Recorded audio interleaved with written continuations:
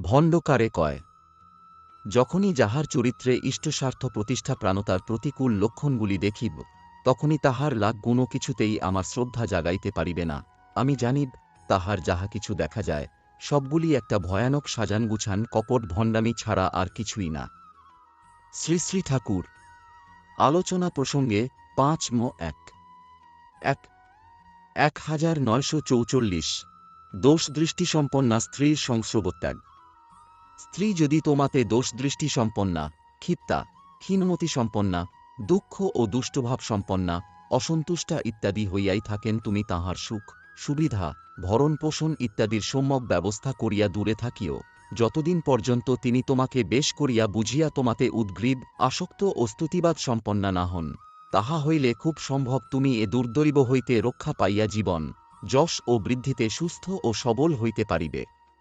197 চলার সাথী শ্রী শ্রী ঠাকুর অনুকূল চন্দ্র।